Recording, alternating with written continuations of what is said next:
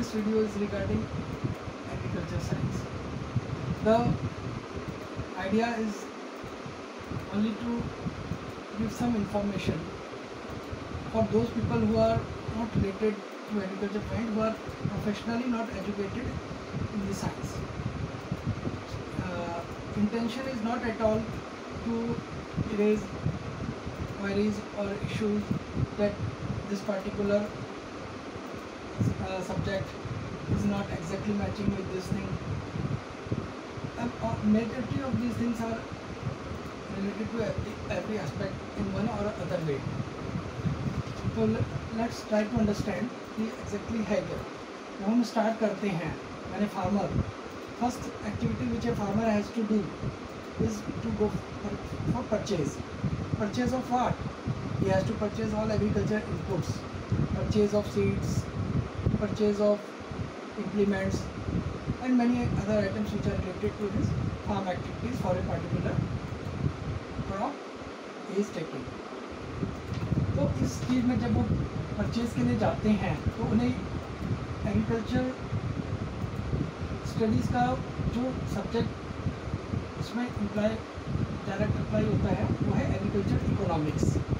तो agriculture economics से वो समझ पाता है कि क्या क्या चीज़ें अवेलेबल हैं मार्केट में, कौन सी टाइप की मार्केट लोकेशन में ज़्यादा प्राइस सही बैठता है. तो उसके लिए उसको मार्केट इन्फॉर्मेशन अगर रहेगी, प्राइसेस का इन्फॉर्मेशन रहेगा, तो वो सही डिसीजन ले पाएंगे कि कौन से टाइप का ब्रांड हो, चाहे कौन सी मार्केट हो, where to buy, what to buy.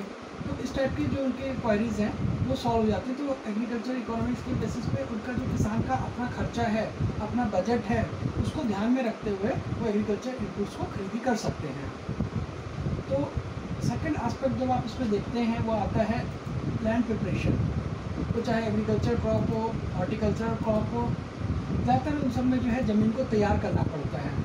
तो ज़मीन की तैयारी में हमें ये देखना है कि ज़मीन में जब हम तैयारी देख रहे हैं तो मुझे देखना है कि उसकी जो मिट्टी की प्रॉपर्टीज़ हैं वो किस तरह की मिट्टी है. चिकनी मिट्टी है, खारी मिट्टी है या रेतीली है. तो उसमें क्या हमें उसमें सॉइल में अमेंडमेंट डालना चाहिए, उनको जिप्सम डालना पड़ेगा या चूना डालना पड़ेगा. तो वो मिट्टी का जो इलाज है लैंड प्रिपरेशन से पहले उसको सॉइल को अमेंडमेंट करना है, किस टाइप का उसका टेक्सचर, ये सब चीज़ों को ध्यान में रखते हुए यहाँ पे जो इन्फॉर्मेशन किसान के यूज़ में आती है वो है सॉइल साइंस. तो सॉइल साइंस जब हम स्टडी करते हैं एग्रीकल्चर साइंस में तो वो हमारे यहाँ पे बहुत अच्छा उसका यूज़ होता है. तो उन फैक्टर्स को ध्यान में देखते हुए हम किसान ज़मीन को तैयार करते हैं. उसके बाद फिर नेक्स्ट टाइम पे हम आते हैं सोइंग और प्लांटिंग, प्लस साथ में हमने यहाँ पे रखा है इरिगेशन. तो मिट्टी जो है उसमें अलग अलग टाइप की क्रॉप्स किसान लेते हैं after getting their soil test and water test report. तो जो भी उनके पास पानी का स्रोत है, मिट्टी है, उन सबकी जब जांच करवा ली है उसके बाद जो है यहाँ पे आप देख रहे हैं कि हमने दो चीज़ें रखी हुई हैं. एक है PBG यानी प्लांट ब्रीडिंग और जेनेटिक्स. दूसरा जो मेजर सब्जेक्ट हमारा इसमें अप्लाई हो रहा है वो है एग्रोनॉमी, शस्य विज्ञान. तो सॉइंग और प्लांटिंग में दोनों ही चीज़ों का इसलिए महत्व है कि इसका मैं एग्जांपल देता हूँ कि अगर मान लीजिए हम चावल की, धान की फसल की बात करते हैं तो अगर वो वैरायटी हाइब्रिड है जो कि प्लांट ब्रीडिंग और जेनेटिक्स का एस्पेक्ट है, तो अगर वो हाइब्रिड सीड है तो उसमें जो है जो डिस्टेंस होता है सीड का, सोइंग के टाइम पे स्पेसिंग होता है, वो अलग अलग होते हैं. वीट का रेट नॉर्मल वाले में अगर हम धान लगाते हैं, सिंपल साधारण वैरायटी लगाते हैं, तो उसमें हमें 8 kg तक 1 एकड़ में बीज चाहिए होता है नर्सरी तैयार करने के लिए. और जबकि 2 से 3 किलो तक में हाइब्रिड राइस अगर है तो वो 2 से 3 kg की ही बीज की ज़रूरत होती है उतने ही 1 एकड़ के क्षेत्र के लगाने के लिए. So agronomy and plant breeding genetic aspects are applied in sowing और planting of a crop. And irrigation also depends on kind of variety, type of soil and many other factors such as its growing number of days, takes field, all these aspects are there. So these two subjects are going to be useful in this application. Now let's come to nutrition. अब जब किसान ने अपनी फसल लगा ली है, उनको nutrition चाहिए. तो पहला न्यूट्रिशन जो है वो सबसे पहले जब हमने ज़मीन तैयार किया था उस टाइम पे आमतौर पे गोबर की खाद का इस्तेमाल हुआ, वहाँ से कुछ न्यूट्रिएंट मिला. उसके बाद उन्होंने ज़मीन तैयार करते वक्त ही फास्फोरस, पोटाश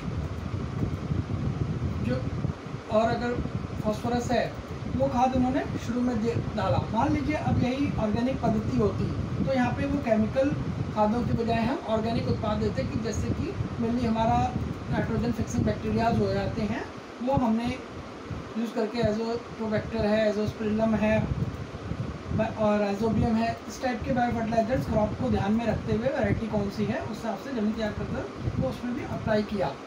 इसके बाद जब हमारी मेन फसल धीरे धीरे आगे बढ़ जाती है तो उस पर हमें नाइट्रोजन और अन्य माइक्रोन्यूट्रिएंट जो हैं उनका ज़्यादा ध्यान देना है.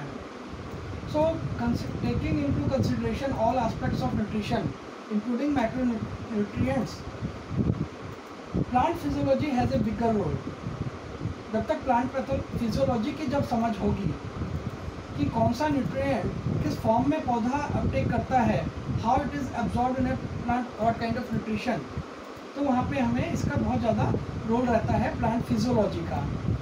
इसके बाद में जब पौधा धीरे धीरे आगे बढ़ रहा होता है, उसको खुराक अच्छी दी जा रही है, तो हम देखते हैं कि बहुत तरह के अनेकों प्रकार के खरपतवार खेतों में उग गए हैं. खरपतवार, निंदावन, नदीम, ऐसे बहुत सारे नाम हैं. ये वो पौधे हैं जो कि एक पार्टिकुलर समय पे उस पार्टिकुलर खेत में उनकी आवश्यकता नहीं थी.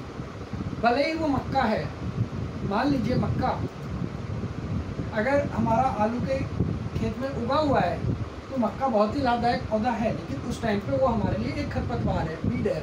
सो a plant which is not desired at a particular time in a particular crop in a field, that is known as weed. इसके अलावा अन्य जंगली पौधे हैं जो कि उग जाते हैं मेन फसल के साथ में, वो न्यूट्रिशन के साथ कम्पीट करते हैं. पौधे की ज़मीन के साथ उनकी सॉइल की लड़ाई हो जाती है, कंपटीशन हो जाता है. तो इसका जो बिगेस्ट ड्रॉबैक आता है वो ये आता है कि हमारा फसल जो है उसका उत्पादन कम हो जाता है, जो कि सबसे बड़ा हानिकारक है किसी भी फार्मर के लिए. So crop science helps us to understand what kinds of weed plants grow in a particular field of a crop और एन ऑर्चर्ड. तो उसके हिसाब से उसको ध्यान में रखते हुए फिर हम उन पर या तो अपना मैकेनिकल मीन्स होता है, आप इंटरकल्चरिंग कर देते हैं, गुड़ाई निंदाई जिसको हम बोल देते हैं, या अगर केमिकल वीड मैनेजमेंट कर रहे हैं तो उसमें अलग अलग फसल के हिसाब से अलग अलग तरह के हर्बिसाइड जो है रिकमेंडेड हैं. और जब आप केमिकल हर्बिसाइड यूज़ कर रहे होते हैं उसमें आपने ये ध्यान देना है हमेशा कि अलग अलग हर्बिसाइड के टाइम पे उनकी डिमांड होती है कि जब खेत है उसमें नमी बनी रहे. अगर नमी प्रॉपर तरीके से नहीं बनी रहेगी तो फसल को नुकसान होने का चांस रहता है. तो इसलिए कोई भी जब आप केमिकल यूज़ करते हैं, चाहे वो खरपतवार नाशक है, बीमारी के लिए है पौधों की, या कोई कीटनाशक है, तो उस सब में जो उसके लिटरेचर दिया गया है, जो सिफारिश की हुई मात्रा है दवा की, जो उसका बताया गया तरीका है, इन सबको आप और जो सावधानियां बरती गई हैं उसको अप्लाई करते समय ये सब चीज़ों का आपने खास ध्यान रखना है. इसके बाद let's come to another topic which is plant pathology. तो any kind of crop, horticulture crop और फील्ड क्रॉप जो है उनमें अलग अलग तरह की बीमारियां आती ही आती हैं, और जब वो बीमारियां आती हैं तो उसको हमें नुकसान को कम करना है. बीमारियों में ये चीज़ आपको देखना है कि अगर कीड़ा आ रहा है तो वो आपको सामने से दिखाई पड़ रहा है, लेकिन अगर आप बीमारी में एक पत्ते पे दाग देख रहे हैं, कोई दागी पत्ता हो गया है या पत्ता झुलसना शुरू हो गया है, तो ये वो अवस्था है कि जबकि वो disease causing agent has already made an infection, तो वो हार्म जो है वो ऑलरेडी कर चुका है, and because of that we are able to see that symptom. तो इसलिए right from the stage of seed sowing, उसके पहले हमें सीड ट्रीटमेंट देना है फंजीसाइड से, कि बहुत नेसेसरी हो जाता है. तो आप इस चीज़ का खास ध्यान रखें कि आपने पहले ही स्टेज से बीज का उपचार किया गया हो. उसके बाद जो अन्य फफूंदीनाशक दवाएं अलग अलग स्टेजेस में अलग अलग फसल में रिकमेंडेड हैं, आप उनको ठीक से अप्लाई करते रहें. फिर इसके बाद आ जाता है कि insect management. In field we see many kind of insects are there. Some are beneficial, many are harmful. तो जो beneficial है हमें ये जानकारी होनी चाहिए कि कौन से इंसेक्ट जो हैं वो बेनिफिशियल इंसेक्ट्स हैं, विच आर प्रेडेटर्स। अब मान लीजिए कि लेडी बर्ड बीटल है, वो एक बहुत ही यूजफुल इंसेक्ट है, बेनिफिशियल फ्रेंडली इंसेक्ट है। हमें ये ध्यान रखना है कि हम जब खेतों में अप्लाई कर रहे हैं, कोई केमिकल मेथड अडॉप्ट कर रहे हैं कीड़े को मारने के लिए, तो वो उसको ना नुकसान करे। तो ये भी आप ये ध्यान रखें कि बेनिफिशियल जो इंसेक्ट्स हैं उनको वो नुकसान ना करे। टाइकोग्रामा है, वो सब आपने फील्ड में लगाया है, आपने प्रॉपर सर्वेलेंस किया है फील्ड का, टाइमली मॉनिटरिंग करते हैं। इसके बाद जो है उसमें ये देखना है कि जो ट्रैप्स हैं, फेरोमोन ट्रैप्स भी बहुत तरह के मार्केट में अवेलेबल हैं, उसको भी यूज़ किया गया। तो इन सब तरीक़ों से agricultural entomology helps us to understand various integrated methods which can be use to manage insects in a field. अब इसके बाद क्या होता है कि किसान ने इतने दिनों तक ख्याल रखा, उनकी लगन लगी रही, और बाद में फिर फसल का टाइम आ जाता है हार्वेस्ट करने का। तो जब फसल को हार्वेस्ट करना है उस टाइम पे आप देखेंगे कि एक एग्रीकल्चरल इंजीनियरिंग हमने सब्जेक्ट को ध्यान में रखा है, दूसरा पोस्ट हार्वेस्ट टेक्नोलॉजी है। तो जो एग्रीकल्चर इंजीनियरिंग है वो ये कहता है कि किस टाइप का आपने आजकल मॉडर्न हार्वेस्टिंग इक्विपमेंट्स अवेलेबल हैं, वो चाहे ऑर्चर्ड क्रॉप्स के लिए चाहे फील्ड क्रॉप्स के लिए। तो एग्रीकल्चर इंजीनियरिंग की नॉलेज से हमें ये हेल्प मिलता है कि हम कौन सा बढ़िया इक्विपमेंट हम यूज़ कर सकते हैं पर्टिकुलर क्रॉप के लिए। तो हार्वेस्ट जो है वो कटाई जो है वो मैकेनिकल भी हो सकती है, हाथ से मैन पावर भी लग सकते हैं, अदरवाइज़ जो कंबाइंड हार्वेस्टर्स होते हैं उनको भी यूज़ कर सकते हैं। प्लस इसके अलावा आता है कि जब हार्वेस्ट हो गया तो हार्वेस्ट के साथ साथ ही हमें कई बातों का ध्यान रखना पड़ता है, खास करके पेरिशेबल क्रॉप्स एंड प्रोडक्ट्स में, कि there are chances of fungus और bacterial infection. So soon after harvest they need to be given post harvest treatment. और उसके लिए हमें ज़रूरी होता है कि we understand post harvest technology, कि जो भी फसल है उसमें कटने के बाद में कौन कौन से फंगस के अलावा और कई चीज़ों से उसको अटैक का खतरा रहता है, बैक्टीरिया वगैरह का, तो उसके लिए हम कैसे उसको ट्रीट कर सकते हैं। अब हम नीचे आते हैं तो आप देख रहे हैं कि मार्केटिंग किसान के लिए आज सबसे बड़ी चैलेंज यही होता है कि फसल तो उगा लेते हैं लेकिन मार्केटिंग वो प्रॉपर कर नहीं पाते हैं, उसकी वजह से उनका सेल को नुकसान होता है।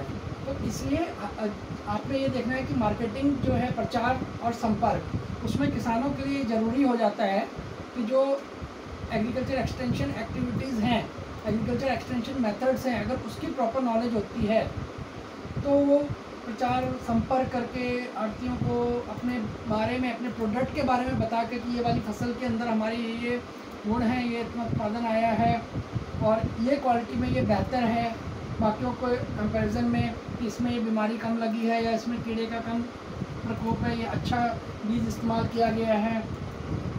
तो और आजकल फार्मर प्रोड्यूसर्स ऑर्गेनाइजेशन एफपीओज बहुत ज़्यादा एक्टिव हैं इस क्षेत्र में, तो वो एफपीओज पे भी जाके कांटेक्ट कर सकते हैं। तो उस ये सब किसान मेले वगैरह लगते हैं, तो ये सब जो एक्टिविटीज़ हैं इंटरनेट में और बहुत सारे माध्यम हैं जिससे कि किसान अपने फसल का प्रचार कर सकते हैं, लोगों से संपर्क में आ सकते हैं, अच्छी मार्केटिंग कर सकते हैं। तो इन सब के लिए एग्रीकल्चर एक्सटेंशन जो सब्जेक्ट होता है एग्रीकल्चर साइंस का, वो काफ़ी हेल्पफुल रहता है। और लास्ट में आप देखेंगे हमने लिखा है सेल्स। कई बार हम सेल्स एंड मार्केटिंग बोलते हैं, यहाँ बोलते हैं मार्केटिंग ही तो सेल्स है। जी नहीं, मार्केटिंग जो है वो अलग चीज़ है, सेल जो है वो डायरेक्ट बिक्री है। तो जब तक हमारा मार्केटिंग अच्छा नहीं होगा तब तक अच्छी सेल होने की उम्मीद कम रहती है। तो इसलिए ज़रूरी होता है कि हम मार्केटिंग पे ज़्यादा फोकस करें और तब जाके हमारा सेल जो है वो अच्छे हमें बायर्स मिलेंगे और अच्छी सेल होगी। इन सब प्रक्रिया के लिए आपने देखा कि यहाँ पे जो हमने सब्जेक्ट यहाँ पे मेंशन है वो है एग्री बिजनेस मैनेजमेंट। कायदे से एग्री बिजनेस मैनेजमेंट जो है वो सबसे नीचे की बजाय सबसे ऊपर का एस्पेक्ट है, क्योंकि ये सारी चीज़ें जो हैं मैनेज करने के लिए हमें एक बिज़नेस का एक्यूमेंट होना चाहिए, बिजनेसमैन का, और किसान जो है तभी एक अच्छा एंटरप्रेन्योर बन सकता है और उसकी अच्छी अर्निंग हो सकती है। तो एग्री बिजनेस मैनेजमेंट सब्जेक्ट का बहुत ज़्यादा इंपॉर्टेंस है इन सब चीज़ों को, खेत को मैनेज करने में, प्रॉफिटेबिलिटी लाने में, कि किसान ने आमदन में उनको लाभ मिले प्रोडक्शन के साथ साथ जब तक की प्रॉफिटेबिलिटी नहीं आएगी तब तक वो बिज़नेस उतना वर्थ नहीं रहता है।